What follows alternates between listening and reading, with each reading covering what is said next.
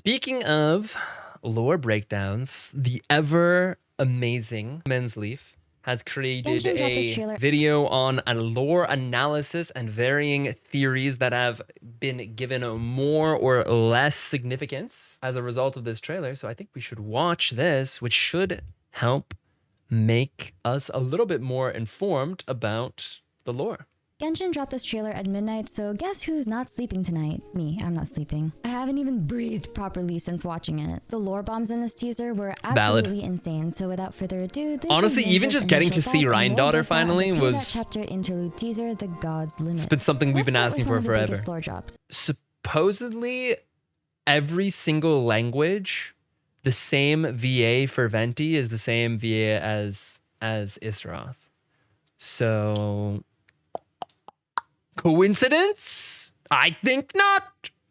Not what I was expecting from her. This is the first time we've actually seen them. The True. four shades are divine envoys of the heavenly principles. Nibirius, the ruler First of time we've life, seen them in their Minerva, the human ruler of forms. death, Some of them we Isra, have the seen ruler of before, time, but and Asmodee, the ruler of space. See, It's we've implied seen that her. the heavenly principles either created or split them off from itself, making them extensions of divine will, and they're even more powerful than the seven archons. First up, Nibirius, the ruler of life. After the True. war with the dragon sovereigns, Nibirius took over the primordial sea and created Egeria, the first Hydra Archon, to replace the Hydro Dragon at that time. Later on, Egeria, creator of the Oceanids, gave them humanoid forms so they could live among humans. We know this. But We know Celestia this didn't quest. like that. They saw that as a sin. As punishment, Celestia prophesies that We still don't know necessarily why they didn't like it.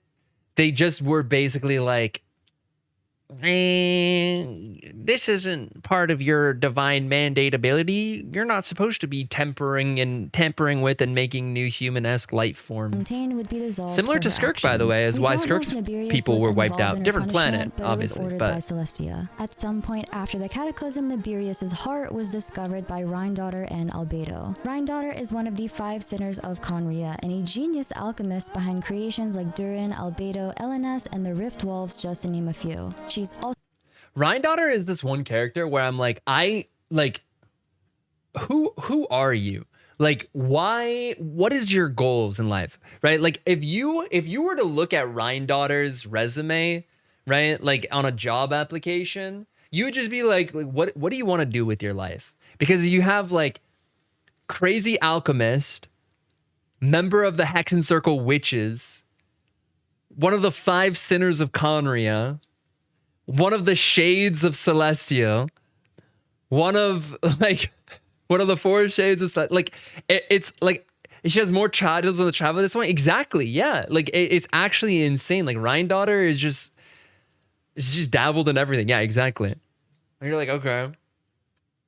Sure. part of the Hexen Circle Witch Coven. After finding Nibirius' heart, Rhine-Daughter disappeared, leaving Albedo with a message to uncover the truth of this world. At some point, she devoured the Which he still heart hasn't done. infused with Nibirius. He's working on Rhine-Daughter's it. design now reflects that merge and the concept of life and creation. I'm curious what The Rhine-Daughter shared realm looked of like before the consciousness is merge. full of DNA strands. She has chromosomal eyes, a gold X for Rhine-Daughter, and an indigo upside-down Y for Nibirius. Nibirius complains about being used as a power source, saying, although merging with you has stripped me of agency, I shall still continue to voice my disapproval. And what's really weird is that Is it more of a power source, or Nibirius was not like, because Rhine-Daughter merged with the heart of Nibirius, right? So like, was Nibirius kind of dead or in stasis or something like that before Rhine-Daughter came along and merged with her? So like, I don't know if it's like a power source or if it's just like Nibirius really wasn't able to manifest anymore in a physical form, and so by merging with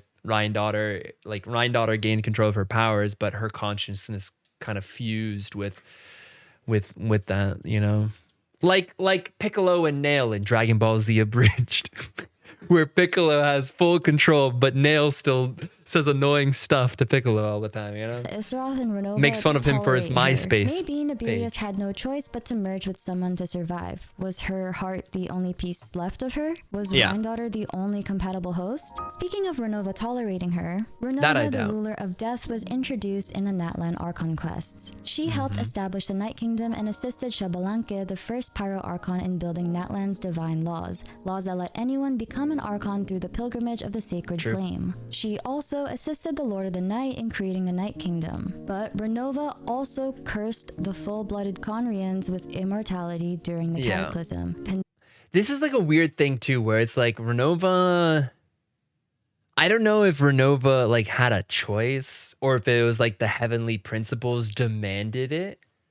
You know, like maybe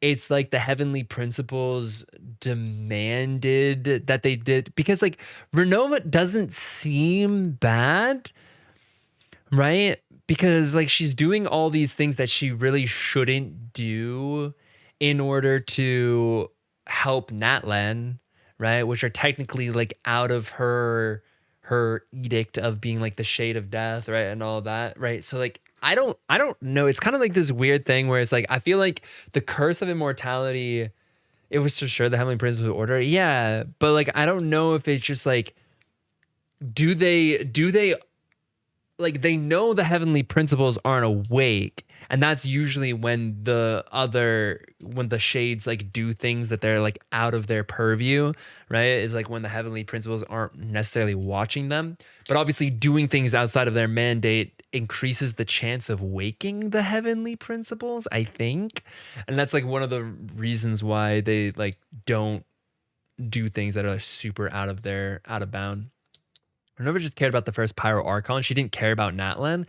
Yeah, you're right about that. But she also, like, we've seen her, and even in this trailer too, like, we see her do things just like the other shades that aren't like in keeping with what their role condemning them is. to rot for eternity. She cursed everyone, even if only a few were truly responsible. In the trailer, Issaroth warns Renova that someone is watching her. Renova, all smug, says, "Whose gaze could pierce this far?" And there we see Gigachad Piero, director of the Fatui, standing there like he's about to clock It's her teeth. interesting. It's interesting that Minslief calls him director, because that would say that would assume that he's then not a harbinger.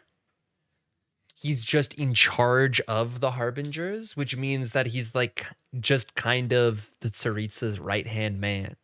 Which I always thought Piero was like one of the harbingers, but maybe he's not. Maybe he ranks even higher than the harbingers already had their own sort of little hierarchy, but maybe he ranks even higher than any of the harbingers. You know, Renova has a statue in Inazuma Town. Very much looks like it. Yes. Thinks he might have moved on the from statue his old that obsessions, A built the let's be visions real. out of. He definitely hasn't. Does That look was like Renova. not the Gizmo man who lets go of his grudges. Before True. this, Renova's presence was just ominous red eyes in the sky. Now No we one from see her Conria full has form, and her wings are identical let to go the of that statue of grudge. the omnipresent god. Although the one harbinger or one Conrian that I guess doesn't seem to hold a grudge about it is Reindaughter.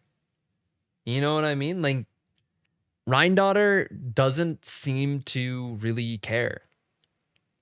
You know, like Reindaughter, it's like a weird, like Reindaughter, every other Conrian, like the first thing they ever talk about that we've ever met is about being butthurt about the curse of immortality, right? Like almost every single one. Reindaughter, yet to see that. God in Inazuma, which means A has some explaining to do. As the Electro Archon, A is the god of eternity. She claims that eternity is closest to the heavenly also certainly principles, true. but that seems contradictory, doesn't it? The four shades represent the structural forces of the world, the rules of the world. They are the aspects of the heavenly principles. Everything in existence is shaped by them. Life begins, time moves, space shifts, and death comes for all. For any of these forces to function, change is necessary, which makes them the complete opposite of a still unchanging eternity. But A, in her grief, rejects that change. After losing But that's not necessarily true, because if A is building the statue out of the visions to Renova, then A's idea of Renova is like the ultimate, like, greater being of eternity to A, when you think about it, because death is eternal, right?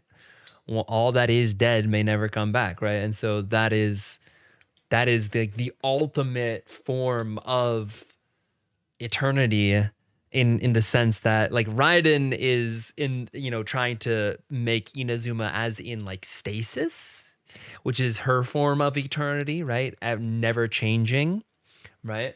But she makes the statue be that of Renova, because Renova is in some ways an even greater god of eternity, right? Her sister and friends, she turns to eternity, an illusion of permanence. No Yeah. change, no loss, no decay. A state where life is frozen, never growing or aging. Death is denied. Time is paused. Space remains untouched. Eternity is stasis, and to A, that stasis is sacred. Stasis is stillness. Stillness is sleep. The heavenly principles is asleep. Therefore, A's eternity is a mirror of the heavenly principles' sleep, and that's why she considers eternity to be the closest to the heavenly principles. But the reason A retreated into eternity was But even because I don't know if I necessarily agree with that, though, because, like, even the heavenly principles doesn't mandate anything close to eternity, right? Like, the heavenly principles is constantly maintaining change within Tevat and things like that. So I agree. Like, I think the sleep connection is a little bit of a reach. I don't know if I necessarily agree with Minsleef on that, but I do agree with the rest of the analogy of, like, how Raiden's ideal of eternity, even though she's making the statue to be like that of Renova, is kind of like the opposite of the mandate of the shades given to them by the heavenly principles, which is kind of like a weird, like, in striving to be close to the order of the heavenly principles and the gods, that Raiden kind of ends up being she opposite. experienced great loss. The designs are So top this tier. I begs do the really like their question, designs. what did the heavenly principles lose to fall so deeply asleep? Back to Renova. Let's take a quick look at her design. Renova's eye features a 7-pointed star, possibly a heptagram. At first glance, it might reference the 7 archons, but its meaning might run deeper. The heptagram appears in several religious and esoteric traditions. In True. alchemy, the heptagram is seen on the robe of the Archangel Michael when featured on the Temperance Tarot card. In Hermetic alchemy, tempering reflects the principle from one do all things originate, by one are all mediated. In other words, everything comes from a singular source, similarly to how the shades all originate from the heavenly principles. In Kabbalist Judaism, But is that true? Do the shades originate from the heavenly principle? Because the shades aren't eternal. We know that to be true, right? If Istaroth made Venti, was it to make Venti as, like, a replacement to them? Then that means Istaroth was not the original shade and was probably uplifted to the shade. And we obviously know Rhine-Daughter isn't the original shade, but yet is still operating in the role of the shade, and is and has to, like, carry out the mandates of being the shade of the shade of life. So, like, I don't know if that's necessarily true for all of the shades, if they were necessarily created by the heavenly principle. it symbolizes the relationship Maybe they were just between the uplifted infinite by the God heavenly and the principle. finite universe. Kabbalah is a type of esoteric mysticism, Book of Esoteric Revelations, anyone? That explores how the divine connects to For the old world. gods and heavenly principles who Gnosticism, made the another shades, major of which Istroth inspiration for made Venti. Genshin, has similar themes. In Islam, the heptagram represents the first 7 verses of the Quran. In Catholicism, it's been used as a protective symbol to keep evil away. But in Renova's case, the heptagram is upside down, which usually means the opposite of something holy. True. Just like the upside down pentagram. Hail Satan. Worshipping a sacred symbol often suggests rebellion or corruption. Even her name Renova is a reference to Renove, a demon from the Lesser Key of Solomon, a real-world book that lists the names and ranks of demons. All the gods Many have of demon Genshin's names. gods and archons are named after beings from this text. Because I'm too tired to think about a better transition, let's talk about Istaroth, the ruler of time. Probably my favorite design out of all the shades. Istaroth was worshipped in both Mondstadt and Enkonomiya before and even during the reign Yeah, I like of the how her Seven hair had Archons. like little like Ironically, shifting over sand time, designs, like Istaroth the was sands of an forgotten, hourglass. And Barbatos came to be This is a good seen detail. as Mondstadt's sole deity. Yet among the shades, Istaroth seems the most involved in Tevat's history. She protected Enkonomiya after its fall and may have guided Barbatos during the early days of his rule. But that makes sense because she's the shade of time, and so her whole thing is about preserving time. But whereas the heavenly principles, ironically, is happy to just wipe all evidence and wipe out entire nations and civilizations, etc., etc., etc., like Conria, like Unconomia, like whatever kingdom was in Dragonspine, right? So it's kind of like it. Honestly, the shade, or at least Istaroth, works in conjunction with the heavenly principles, but actively works against the heavenly principles' actions, right? Preserved Unconomia, helped create the Sakura tree, which allowed for the time loop that allowed Raiden to, you know, re-meet with her sister Makoto and or Makoto, and then have that, you know, growth moment and all of that. Obviously, that was, and obviously protect Inazuma during the Cataclysm as a result of it, right? And so that's a very like she's actively working against the heavenly principles. She assisted in the mandates growth by of the doing sacred that, which is Sakura tree in Inazuma. After Enkonomiya was cast into darkness, their prayers went unanswered by the heavenly principles and the other shades, but only Istaroth continued to respond. Devotees known as the scribes of Tokuyo Ukami thoroughly recorded the passage of time, preserving history in her name. Interestingly, the dangling pieces in her halo resemble clock hands and ink pen nibs. I don't know, I feel like I'm just doing things at this point from how sleepy I am, possibly symbolizing her role in timekeeping. Oh, actually, and ink pen nibs would make sense because, right, this she might would connect to the moment where Renova asks her, why did you should be bestow recording history all of upon history, them? right, To which writing it down. Istaroth replies, I had to find some way to pass the time. She could be referring to humanity or the twins who were separated at the beginning of Genshin's story, hinting at her deeper role in shaping Tevat's timeline. Speaking of separating twins, You know what's very interesting about Istaroth's design? Like, if you look at it compared to like Lumine's outfit, there's a lot of similarities. Just like, you know, obviously the white and gold, but like the long like tasseled like back tassels, sort of like her shoulder armband things that like Lumine has, like hinting at her very deeper role similar. in shaping Tevat's timeline. Speaking of separating twins, the unknown god finally has a name. True. Asmodee, the ruler of space. We learn Which I wasn't. I was very surprised actually to I didn't initially, when I first watched this trailer, put two and two together there about that, because I honestly thought that like there was maybe a chance that they were saying like Asmodee could be in a different form or stuff like that, and I was like, oh, what if like Columbina is Asmodee or something like that, but I really did not put together the fact that, which I'm sure Min will talk about, and a lot of people elsewise have been talking about, is going back obviously to the Paimon theory, that Paimon is like a regressed form of the people used to call Asmodee the heavenly principles because they she went by like the sustainer of heavenly principles or whatnot. She's But gone missing, may have switched sides, and possibly loves her new master more than herself, which is very suspicious. Here's my take on the timeline based on what we learned from this trailer. 500 years ago, as Celestia prepared to strike Conria, the nation seemed to anticipate the attack.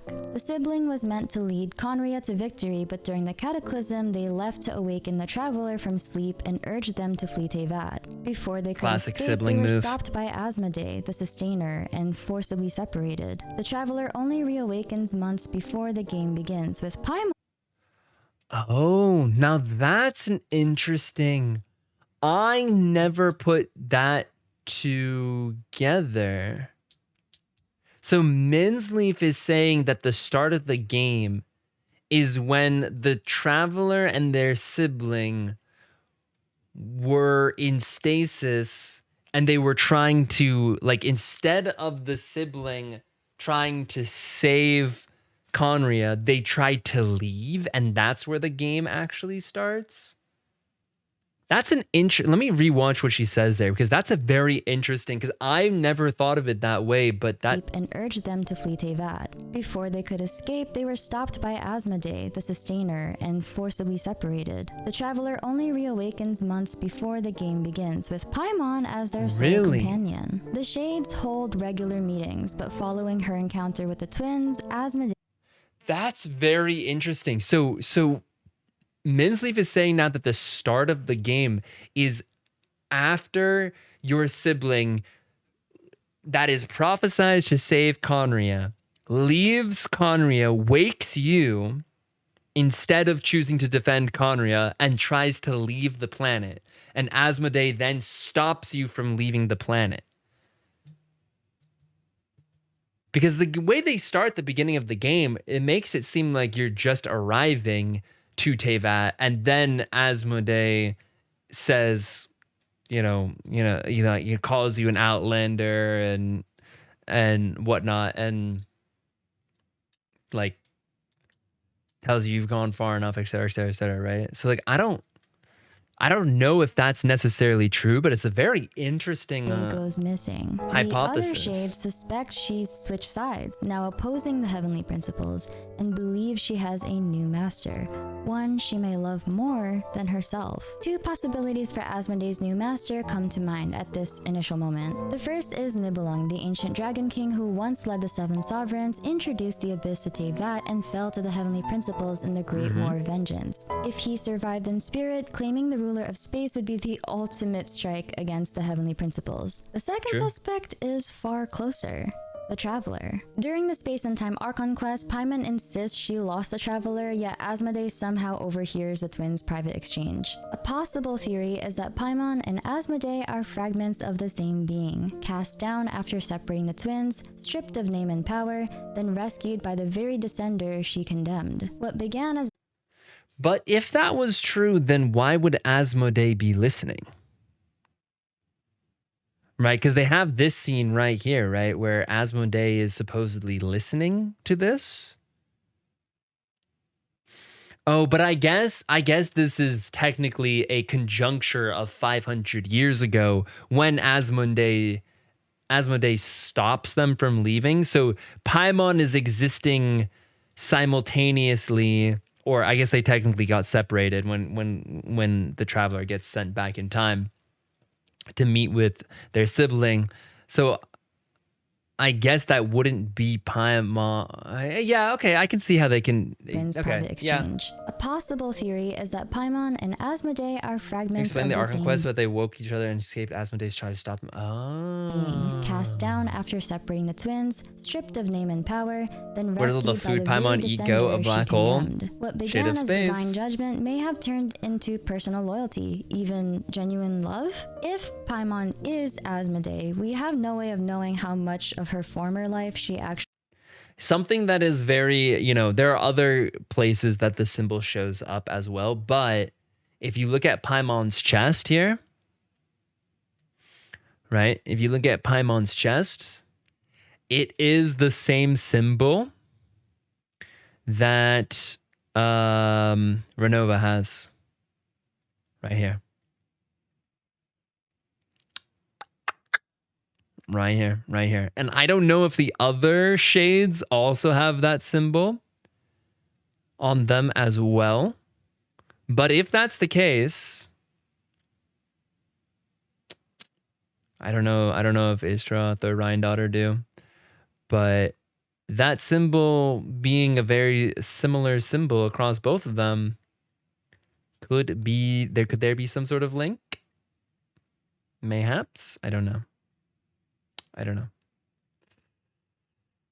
Who once led the Seven Sovereigns, introduced the Abyss to Teyvat, can and eat so fell much to because the she has all the heavenly space in the principles world the to eat Great stuff. War Yeah, I of guess Vengeance. so. If he survived in spirit, Thomas claiming Cape the in ruler Space of and space Stars? would be Yep. the ultimate strike Yep. against the heavenly principles. The second suspect is far closer. The Traveler actually remembers asleep.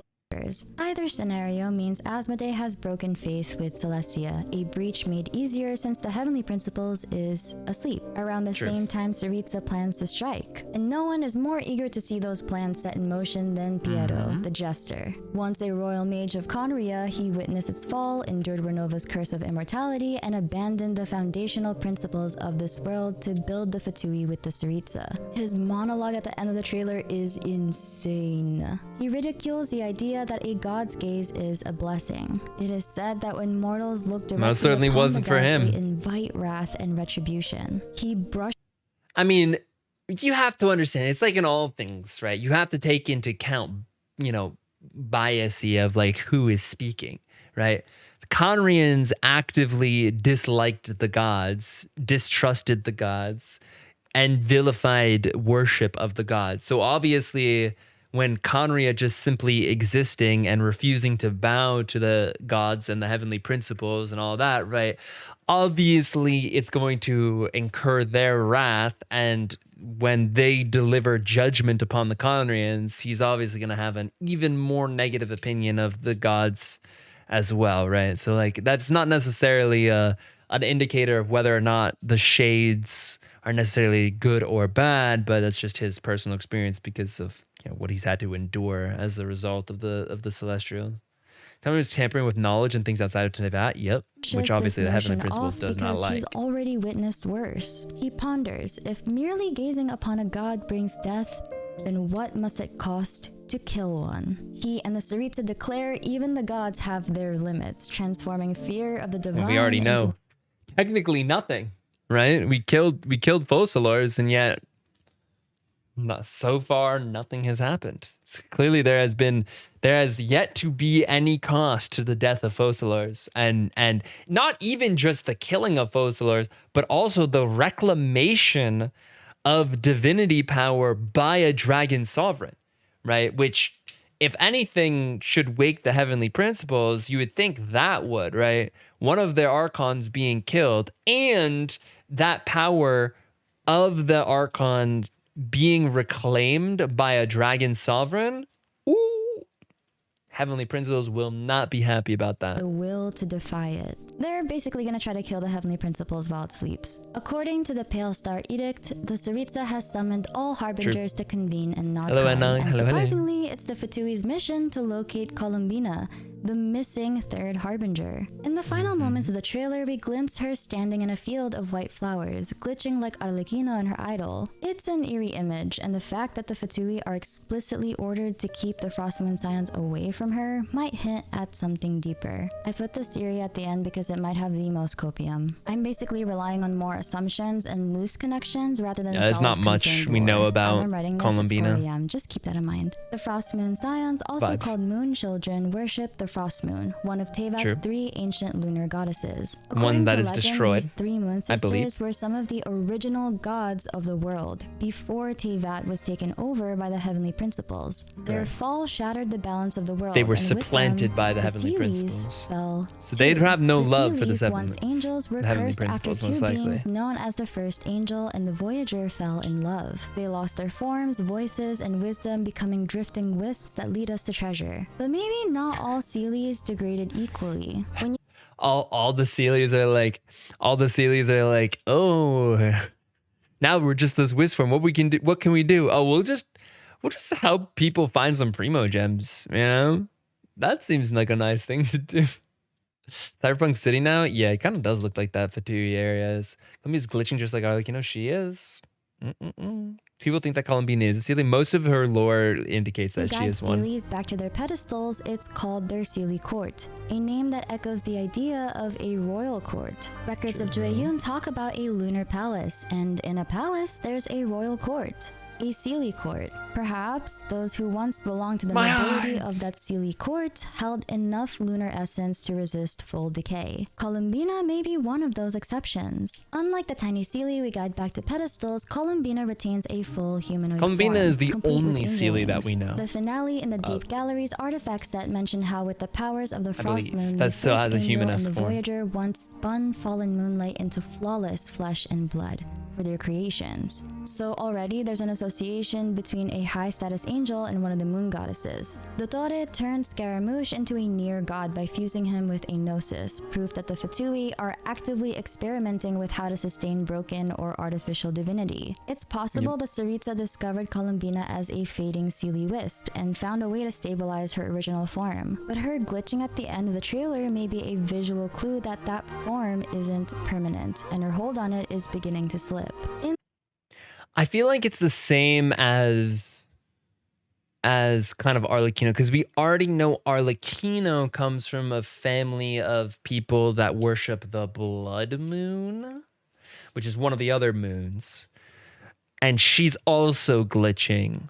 So I think probably the glitching is a result of some sort of interference or attempted erasure of the lunar divinity powers that are bestowed upon their followers or their creations, I guess, right? Because obviously the heavenly principles actively has supplanted the lunar goddesses, and most likely has either tried to interfere with or destroy or dismantle all of the power that they had over anyone and any of the previous people that are in Tevat that belong to families that or even just people that existed and worshiped those deities.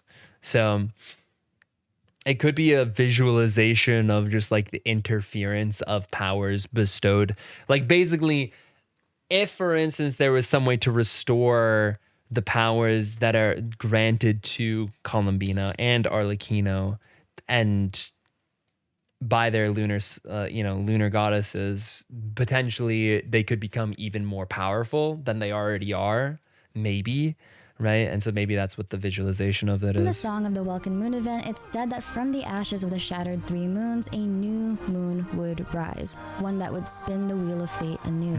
Skirk herself mentions that while 2 of Tevat's Who is moons are shattered, their fragments drifting behind the full sky, the frost moon remains intact but lifeless. Its will still lingers, waiting for something or someone to awaken it. So, what if Columbina is that new moon that will carry on the will of the frost moon? If the angels fell when the moons fell, there's a parallel there, and it might stand to reason that an angelic being could serve as the vessel for the frost moon's lingering will. True. Columbina and the frost moon combined make the new moon. And that would explain why the Fatui are so adamant about keeping the frost moon scions away. If the frost moon scions knew what Columbina could potentially become, if they recognize her as the vessel of their lost goddess, they might try to reclaim her, thereby interfering with whatever the Sarita plans next. Okay, I hope you all enjoyed this brief analysis. I'm actually curious about that, because if Columbina, do we get another Capitano situation where Columbina sacrifices herself and becomes the new moon? Columbina playable lovers will be very sad if that's the case. Maybe not. That could be interesting. If they kill Columbina, I'm gonna cry. Yeah, that would be kind of crazy if that happened, though. I don't know if it would go that far, but that's actually a pretty good theory. Yeah, I mean, because who knows if even Columbina knows that she has that potential. If they do the same thing Avatar did with the fish, well, then, Columbina's gonna become the moon spirit. agree with most of them. There were a couple points that I'm not sure if I agreed with, but for the vast majority of it, I think I agreed with all of it. There's the link to it. Obviously, give that a huge thumbs up to Minsleef. Fantastic, fantastic video. Minsleef always delivers amazing quality.